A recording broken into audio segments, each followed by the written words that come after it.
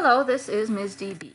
In this video, we are going to go over how to do a few of the problems from your ratios and unit rates assignment. So at the beginning here, we have our objective is to write ratios in several ways, compare and order ratios, find unit rates, solve real-world problems with ratios and rates. And you should be looking in your textbook, or have already looked in your textbook and read the information there, and then watch this video. Alright, in the first section you are to look at each ratio and then write it in two other ways that it can be written. There's three ways that we write ratios. We'll be using the same numbers for each problem, three different ways. The first way, like we see in number 1, is 16 with the word 2, 3, 16, 2, 3. The second way is to write that, get my pen here, with a colon and then the numbers. So you keep the order of the numbers the same. Keep the numbers the same, 16 to 3, 16 to 3, and the third way is to write it like a fraction.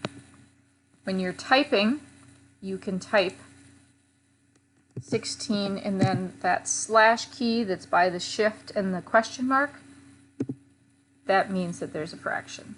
So that's how we represent a fraction in Word. And you'll do number 2, 3, 4, and all of these the same way. Note that they don't all start with this method. You have to sometimes type, like in number 4, they have the fraction method first. So the other two ways would be writing 12, 2, 1, and the other way would be with the colon. That maybe you want to put like a semicolon in between these so I can tell where one starts and the other begins, or one ends and the other begins. The next couple sections are really the same. Number 11 through 14 have labels on them, and 15 through 20 don't have labels, but you're going to do the same thing for each of these. The first thing you're going to do is write it in the fraction form of a ratio, and then you're going to simplify the fraction. Let's look at number 14. First thing you're going to do is write it like a fraction. So 10 over 2, you can ignore the units for now. 10 pepper plants to 2 squash plants could be written as 10 over 2. And then we're going to simplify. So you're simplifying a fraction means you're going to look for a common factor that you could divide each of those terms by. So the factors of 10 are 2 times 5, and the factors of 2 is really just 2, or 2 times 1. So we're going to divide each of those by the common factor, which is 2, because 2 is a factor of each.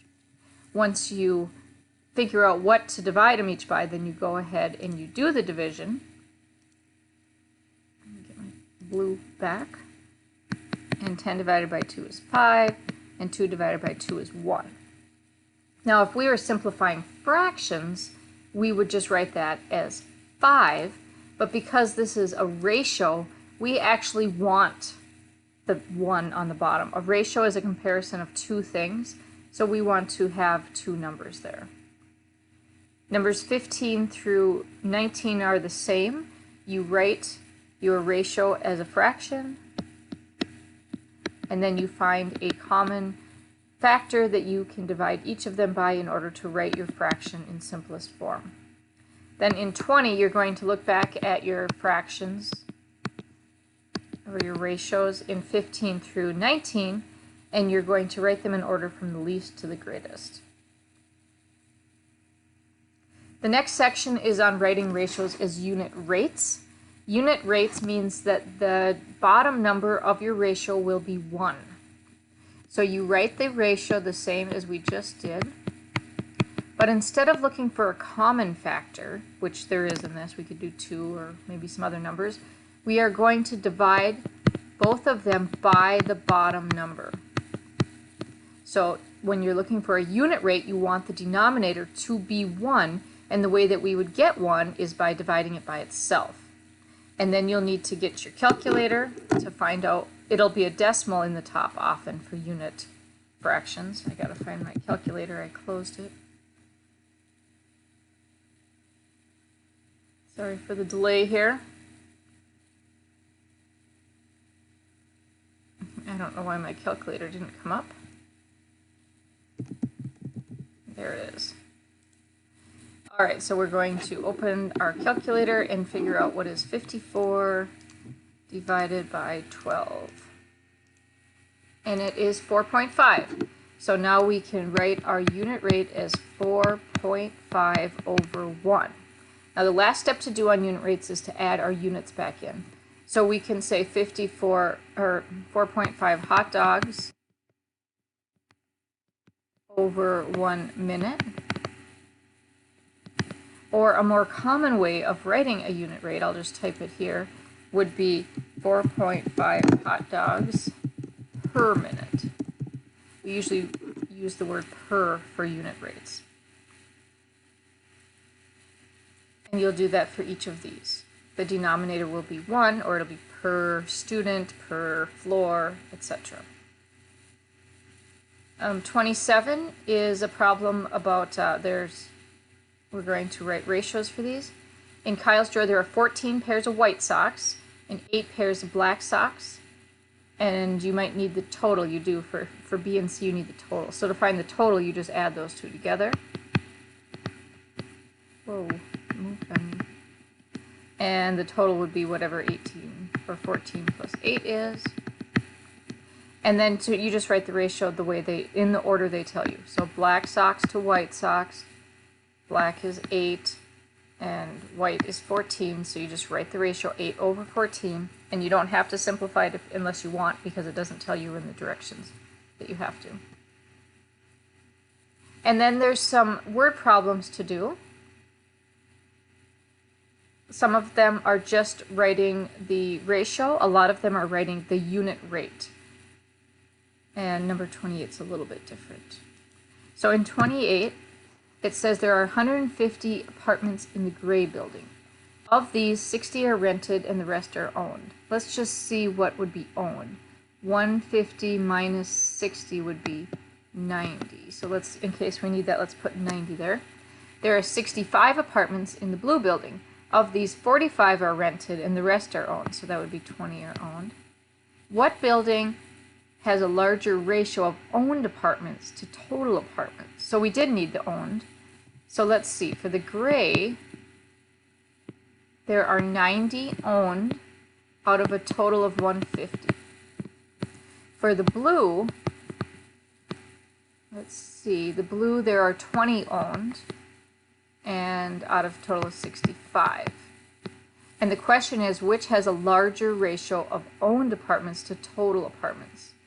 So you might be able to answer this question already, or you might want to simplify your ratios. In the gray building, I could divide both of those by 10 quickly and get 9 over 15. And then I could divide both of those by 3 and get 3/5. In the blue, I could divide both of those by 5. And 65 divided by 5 is 13. And that's as simple as that fraction gets. Now these aren't common denominators, but 3/5 is greater than a half. That means more than a half of the people own in the gray building. In the blue, 4/13 is less than half. It's kind of a lot less than half. So that means that more people own in the gray building.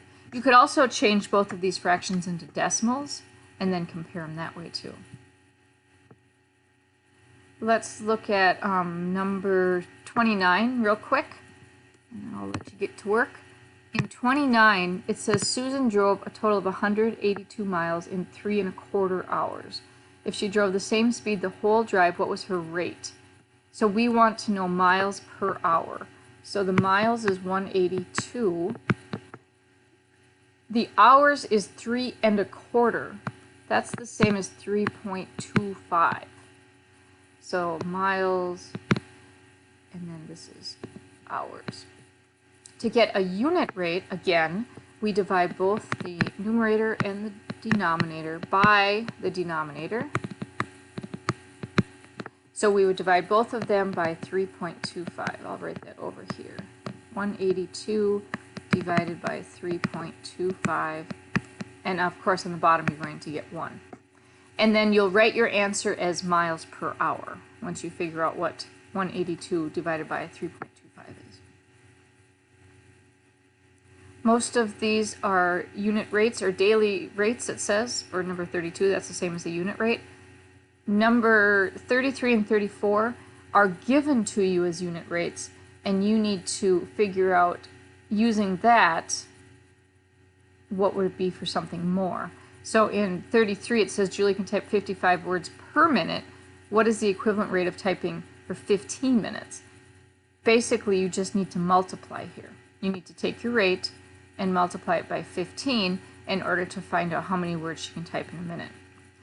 Number 34 is a little bit different. It says that Don can wrap 8 presents in 1 hour.